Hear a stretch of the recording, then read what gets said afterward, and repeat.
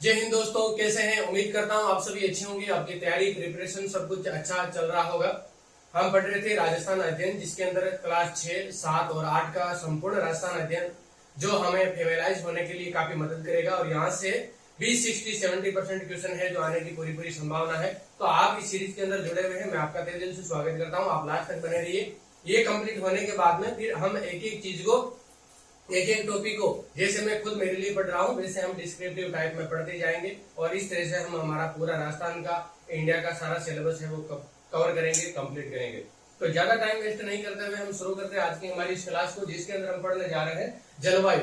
जलवायु से संबंधित जितने भी जो इम्पोर्टेंट क्वेश्चन जो हमारी क्लास 6 के हैं ये, और यहाँ पे आज ये शायद क्लास है जो खत्म हो जाएगी। ये क्लास 6 है जो, इसके बाद में हम क्लास 7 पढ़ चुके हैं और 8 के अंदर चलेंगे।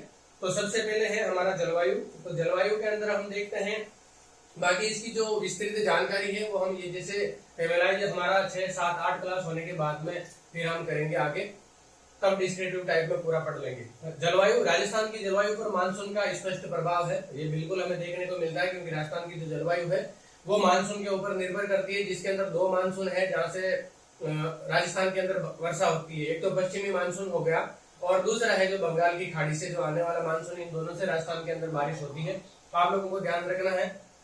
इसके बाद में प्रदेश की अक्षांशीय स्थिति और भारतीय उपमहाद्वीप में उत्तर पश्चिमी स्थिति, समुद्र से दूरी, अरावली पर्वतमाला की स्थिति प्रदेश के विस्तार के कारण देश का एकमात्र प्रदेश है जहां 5 प्रकार की जलवायु परिस्थितियां उपलब्ध है। कितने प्रकार की जलवायु परिस्थितियां उपलब्ध है? 5 प्रकार की। आपके एग्जाम में अगर पूछ लिया जाए राजस्थान के अंदर कितने प्रकार की जलवायु है वो होती है, कितने प्रकार की जलवायु के अंदर विभाजित किया गया है, तो 5 प्रकार की। और इसके लिए जो मुख्य फैक्टर है वो कौन कौन से हैं?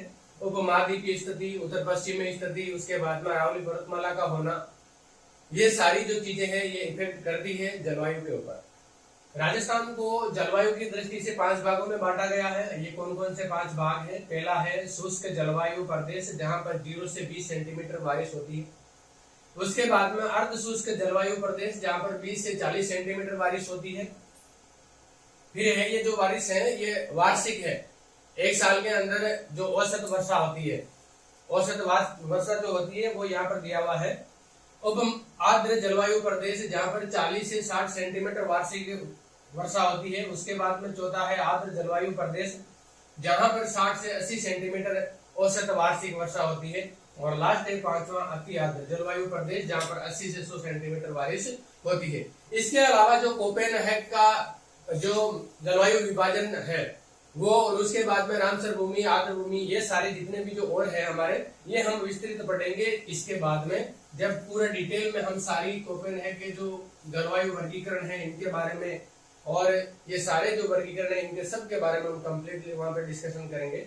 अभी हम फेमिलाइज हो रहे हैं कि ये चीजें हमारे आने वाली है और ये हमारे सिलेबस में है, इनको हमें गहन अध्ययन करना है। राजस्थान राज्य के पश्चिम में लगभग 61% भाग में शुष्क और अर्धशुष्क मरुस्थलीय जलवायु है। ये आप बिल्कुल समझ गए होंगे। 61% आते ही कि यहाँ पर थार का मरुस्थल है जो 61% भाग में फैला हुआ है, और यहीं पे सबसे ज्यादा है जो शुष्क और अर्धशुष्क मरुस्थलीय जलवायु पाई जाती है। इसके अंदर कौन कौन से जिले आते हैं ये आप कमेंट करके मुझे बताना, कि जो 61% के अंदर जहां पर शुष्क और अर्धशुष्क जलवायु है, जो थार का रेगिस्तान है, यहाँ पर जो आने वाली जलवायु शुष्क अर्धशुष्क पाई जाती है 61% भाग में। नेक्स्ट है हमारा अरावली के पूर्व में जयपुर से उत्तर पूर्वी जिलों में उप आर्द्र जलवायु है।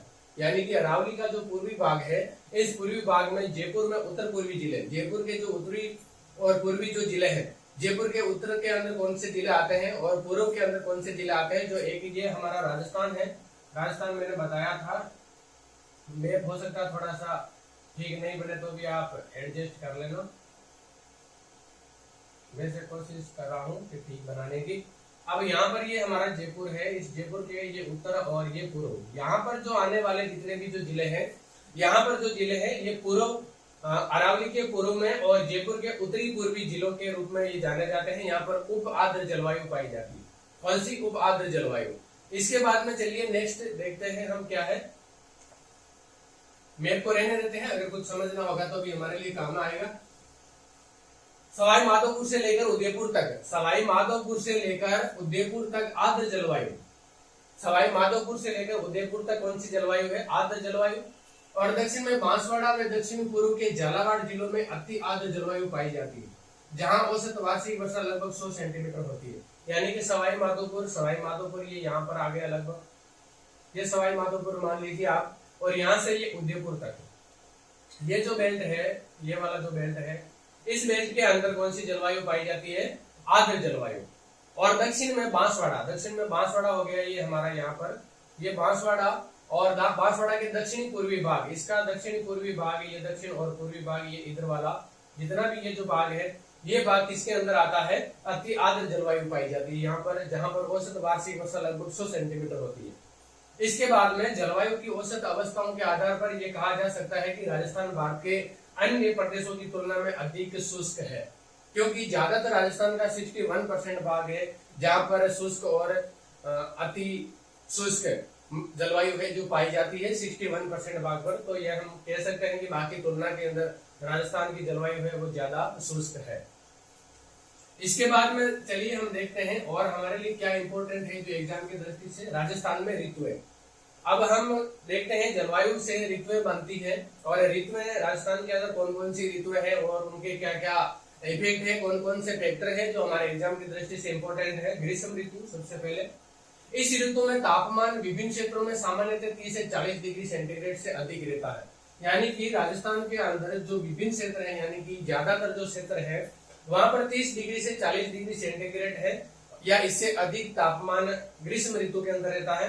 उसके बाद में पश्चिमी राजस्थान में तापमान 40 से 45 डिग्री सेंटीग्रेड तक हो जाता है। पश्चिमी राजस्थान वही शुष्क प्रदेश हमारा जहां पर ये तापमान है वो 40 से 42 डिग्री तक भी पहुंच जाता है। और उसके बाद में ये थार का मरुस्थल रेतीला होने के कारण भारत के, थोड़ा ऊपर ले लीजिए, थार मरुस्थल रेतीला होने के कारण भारत के अत्यधिक गर्म प्रदेशों में से एक है। अगर आपको पूछ लिया जाए कि भारत का सबसे गर्म प्रदेशों के अंदर कौन सा भाग आता है या कौन सा राज्य आता है, तो राजस्थान, और राजस्थान का कौन सा थार मरुस्थल का जो रेतीला होने के कारण ये भाग है, ये अत्यधिक गर्म प्रदेशों में से एक है राजस्थान भारत के अंदर। तो ये हमारे ध्यान रखना है आपको। नेक्स्ट चलिए, नेक्स्ट है हमारे लिए ऊंचाई के कारण माउंट आबू इस ऋतु में राजस्थान का सबसे ठंडा स्थान होता है। माउंट आबू राजस्थान के अंदर सबसे गर्म और सबसे ठंडा, माउंट आबू जिसको राजस्थान का कश्मीर कहा जाता है, ये भी यहाँ पर है और ये सबसे ठंडा स्थान होता है। ये कहाँ पाया जाता है? सिरोही के अंदर है माउंट आबू। आप लोगों को पहले मैंने बताया था, कुछ हमारी चर्चा हुई थी। राजस्थान में ग्रीष्म ऋतु में चलने वाली अत्यंत गर्म धूल भरी हवाओं को लू कहा जाता है। एग्जाम में काफी बार पूछा जाता है, बहुत इंपॉर्टेंट क्वेश्चन, आप ध्यान रखना। लू किसे कहते हैं? राजस्थान के अंदर ग्रीष्म ऋतु में चलने वाली धूल भरी अत्यंत गर्म हवाएं, जिनको लू कहा जाता है। कभी कभी इनकी गति 100 किलोमीटर प्रति घंटा से भी अधिक हो जाती है। आप ध्यान रखना, इसकी अगर गति पूछी जाए तो यहाँ अधिकतम कितने किलोमीटर प्रति घंटा तक इसकी स्पीड हो जाती है लू की? 100 किलोमीटर प्रति घंटा की स्पीड से भी ये राजस्थान के अंदर प्रवेश करती है, राजस्थान में चलती है। नेक्स्ट है हमारे लिए वर्षा ऋतु। वर्षा ऋतु का हम जिक्र करते हैं। वर्षा ऋतु राजस्थान की 90 से 95% वर्षा है वो वर्षा ऋतु में ही होती है, जो मानसूनी हवाओं से जुलाई से सितंबर के मध्य होती है, और जहां पर हमारी ज्यादातर खरीफ की फसलें हैं वो बोई जाती है। इसी वर्षा के ऊपर निर्भर है। जो 90 से 95% वर्षा है वो ग्रीष्म ऋतु में होती है, और ये मानसूनी हवाओं के कारण जुलाई से सितंबर के बीच में ये बारिश होती है। यहाँ अरब सागर और बंगाल की खाड़ी दोनों शाखाओं के मानसून से वर्षा होती है। मैंने पहले ही बता दिया आप लोगों को। अगर पूछ लिया जाए राजस्थान के अंदर कौन सी दो शाखाएं हैं, कौन से दो मानसून है जिसके कारण से वर्षा होती है, बारिश होती है, तो बंगाल की खाड़ी और अरब सागर, ये दोनों से ही होती है। बंगाल की खाड़ी के मानसून से राजस्थान में अधिक वर्षा होती है। बंगाल की खाड़ी से मैंने पहले बताया आपको, बंगाल की जो खाड़ी है यहाँ से राजस्थान के अंदर, इस मानसून से राजस्थान के अंदर सबसे ज्यादा वर्षा होती है, सबसे ज्यादा बारिश होती है, जो अधिकांश पूर्वी राजस्थान में होती है। कहाँ पर होती है? अधिकांश पूर्वी राजस्थान में। मैं इसको मिटा देता हूं ताकि क्लियर आपको दिखाई दे जाए। बंगाल की खाड़ी के मानसून से राजस्थान में अधिक वर्षा होती है, जो अधिकांश पूर्वी राजस्थान में होती है। कहाँ पर होती है? पूर्वी राजस्थान में। अरब सागर के मानसून से अधिकांश वर्षा दक्षिणी राजस्थान में होती है। कहाँ पर होती है? अरब सागर से सबसे ज्यादा वर्षा राजस्थान के अंदर कहाँ पर होती है? ये होती है दक्षिणी राजस्थान के अंदर, और जो पूर्वी राजस्थान है यहाँ पर बंगाल की खाड़ी से सबसे ज्यादा वर्षा होती है। इसके बाद में नेक्स्ट आपको ध्यान रखना है, दोनों ही चीजें इंपॉर्टेंट है, दोनों ही क्वेश्चन आपके बन सकते हैं, क्योंकि एक एक छोटी छोटी लाइन, छोटे छोटे पॉइंट आपके लिए इंपॉर्टेंट है, जहां से क्वेश्चन बनते हैं हमेशा। सर्वाधिक वर्षा झालावाड़ जिले में, सबसे ज्यादा वर्षा है वो झालावाड़ जिले में लगभग 100 सेंटीमीटर में होती है, जिसे राजस्थान का सबसे आधा जिला माना जाता है। झालावाड़ कहाँ पड़ता है? झालावाड़ का जो क्षेत्र है, ये वाला जो क्षेत्र है, ये झालावाड़ का क्षेत्र हो गया, इधर वाला। और यहाँ पर जो है सबसे ज्यादा वर्षा होती है, वार्षिक वर्षा सबसे ज्यादा होती है, 100 सेंटीमीटर से लगभग यहाँ पर वर्षा होती है, और सबसे आधा जिला झालावाड़ को कहा जाता है। सबसे कम वर्षा जैसलमेर जिले में लगभग 10 सेंटीमीटर। आपको ध्यान रखना, सबसे ज्यादा वर्षा वाला जिला झालावाड़ 100 सेंटीमीटर लगभग, और सबसे कम वर्षा वाला जिला जैसलमेर, जहाँ पर लगभग 10 सेंटीमीटर वार्षिक वर्षा होती है। सबसे अधिक वर्षा प्राप्त करने वाला स्थान माउंट आबू है। अगर स्थान के बारे में अगर पूछा जाए तो सबसे ज्यादा राजस्थान के अंदर वर्षा प्राप्त करने वाला स्थान माउंट आबू सिरोही, जहाँ औसत 150 सेंटीमीटर वर्षा होती है। और अरावली के पूर्व में 50 सेंटीमीटर से अधिक और पश्चिम में 50 सेंटीमीटर से कम वर्षा होती है। यानी कि अरावली इस पर्वतमाला है, यह राजस्थान का 2 विभाजन रेखा है। एक विभाजन रेखा है जो राजस्थान को 2 भागों में बांटती है, जहां पर एक भाग ऐसा जहां पर 50 सेंटीमीटर से कम, और एक भाग ऐसा जहां पर 50 सेंटीमीटर से अधिक वर्षा होती है। अधिक वाला पूर्वी क्षेत्र और कम वाला पश्चिमी क्षेत्र, ये आपको ध्यान रखना है। एग्जाम की दृष्टि से सारे के सारे पॉइंट इंपॉर्टेंट थे, और एग्जाम में कई बार पूछे जाते हैं, और पूछे जाने की पूरी प्रबल संभावना रहती है। फिर आ जाती है शीत ऋतु, ठंड का मौसम। राजस्थान में शीत ऋतु में तापमान धीरे धीरे कम होता जाता है। पश्चिमी राजस्थान में रेत के अत्यधिक ठंड हो जाने के कारण से तापमान 0 डिग्री सेंटीग्रेड या कुछ स्थानों पर इससे भी कम हो जाता है। ध्यान रखना आप लोगों के, जितनी जल्दी जो रेत है ये जितनी जल्दी गर्म होती है उतनी ही जल्दी ठंडी होती है। तो यहाँ पर जहाँ सबसे ज्यादा गर्म होता है, जहाँ पर सबसे ज्यादा तापमान होता है, वहां पर सर्दियों के अंदर सबसे कम तापमान होता है, माइनस में भी यहाँ पर तापमान पहुंच जाता है, क्योंकि रेत है वो अत्यधिक ठंडी हो जाती है। जितनी जल्दी गर्म होती है उतनी जल्दी वो ठंडी भी हो जाती है। तो आपको ध्यान रखना, दोनों पॉइंट इंपॉर्टेंट है। ऊंचाई के कारण माउंट आबू इस ऋतु में राजस्थान का सबसे ठंडा स्थान होता है, क्योंकि माउंट आबू की ऊंचाई है जो मैंने बताया गुरु शिखर, ये 1722 मीटर ऊंचाई पर है, और ये ऊंचाई पर होने के कारण से यहाँ पर राजस्थान में सबसे ज्यादा ठंड होती है, सबसे ज्यादा ठंडा स्थान है। नेक्स्ट है हमारा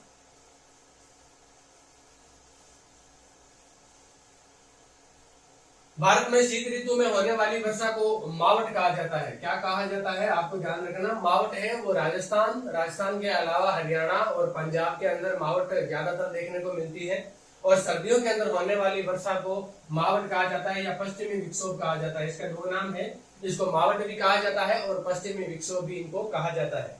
इस वर्षा से गेहूं की फसल को लाभ मिलता है। बिल्कुल ध्यान रखना, जो मावट होती है ये कौन सी फसल के लिए लाभदायक होती है, आपको एग्जाम में पूछ लिया जाए तो गेहूं की जो फसल है इसके लिए मावट या पश्चिमी विक्षोभ बहुत ही महत्वपूर्ण है, बहुत ही लाभदायक है। नेक्स्ट है हमारा नेक्स्ट टॉपिक, आप देख लीजिए, अकाल और मरुस्थलीकरण। अकाल और मरुस्थलीकरण ये 2 ही इंपॉर्टेंट फैक्टर जहां राजस्थान का नाम आता है तो ये बहुत ही महत्वपूर्ण हो जाते हैं।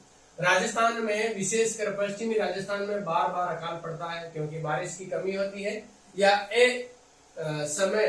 बिना समय के होने के कारण बारिश मतलब समय पर नहीं होने के कारण से बारिश का कोई काम नहीं होता, कोई काम नहीं आती, और कम बारिश होने के कारण से पश्चिमी राजस्थान में बार बार अकाल का सामना करना पड़ता है। फिर वर्षा का सामयिक, अपर्याप्त, अनिश्चित, अनियमित होना, इसके कारण पशु पक्षियों के लिए चारा, पानी, मनुष्यों के लिए अनाज में पेयजल की कमी हो जाती है, जिसे अकाल कहा जाता है। आपको एग्जाम में अगर पूछ लिया जाए निम्न में से अकाल के फैक्टर नहीं है, तो इनमें से अगर कोई भी प्रश्न दे दे, कोई भी ये वर्ड दे दे, तो आपको ध्यान रखना, ये छांटना कि किस किस को अगर फैक्टरों को मद्देनजर रखते हुए हम ये अनुमान लगा सकते हैं कि ये अकाल है या इस प्रकार की कोई आपदा है जो अकाल से संबंध रखती है। भौतिक दशाओं एवं मानवीय कार्यों द्वारा जब उपजाऊ भूमि बंजर व रेतीली मिट्टी में परिवर्तित हो जाती है तो उसको क्या कहते हैं? मरुस्थलीकरण कहा जाता है। किसको मरुस्थलीकरण कहा जाता है? भौतिक दशाओं और मानवीय कार्यों के द्वारा जब उपजाऊ भूमि है वो बंजर भूमि में अगर परिवर्तित हो जाए तो उसे क्या कहा जाता है? मरुस्थलीकरण कहा जाता है। उसे क्या कहा जाता है? मरुस्थलीकरण। इसके अंदर कौन कौन से फैक्टर हैं? थोड़ा सा नीचे कर लीजिए। जैसे भौतिक दशाओं यानी कि जलवायु परिवर्तन ऋतुओं के अंदर और बारिश वगैरह ये जो असामयिक अनियमित अगर बारिश वगैरह होती है तो इनके कारण से क्या होता है, मानवीय कार्यों द्वारा जब उपजाऊ भूमि बंजर व रेतीली मिट्टी में परिवर्तित हो जाती है, यानी कि जो उपजाऊ भूमि है उसका जो उपजाऊपन है वो खत्म हो जाता है, वो बंजर हो जाती है। मरुस्थलीकरण के कारण से रेतीली हो जाती है, यानी कि जब लू चलती है 100 किलोमीटर प्रति घंटे की स्पीड से जब धूल भरी आंधियां चलती है तो ये रेतीली जो मिट्टी है ये दोहरे है एक स्थान से दूसरे स्थान पर परिवर्तित होते जाते हैं और इनका विस्तार होता जाता है। और जब मरुस्थल का विस्तार ही मरुस्थलीकरण कहलाता है और ये रेतीली या बंजर भूमि के अंदर कन्वर्ट हो जाता है। आपको ध्यान रखना है। आज की क्लास के अंदर इतना ही, तो बाकी हम करेंगे नेक्स्ट क्लास में। बाकी हमने एक वीडियो डाला है, अगर जो भी इस क्लास के लास्ट तक बना हुआ है मेरा उनसे हाथ जोड़ निवेदन है। कल मैंने एक लंपी वायरस के ऊपर वीडियो डाला है, वो काफी इंपॉर्टेंट जानकारी है, लक्षण बचाव उपाय, क्योंकि हम बेजुबानों की जान बचा सकते हैं, हम उनके लिए कुछ कर सकते हैं, हमारे लिए मौका है। तो आप वो वीडियो देखकर उसके अंदर जो भी उपाय वगैरह बताए गए हैं आप उनसे खुद जागरूक हो, और जो भी बाकी आप लोगों के संपर्क में है उनको भी आप बताएं, उनको भी जागरूक करें, ताकि वो बचे हुए जो पशु है, अभी जो घातक महामारी चल रही है इससे वो बचाव हो सके, उनका भला हो सके, पशुओं की जान बचाई जा सके। जय हिंद, जय भारत।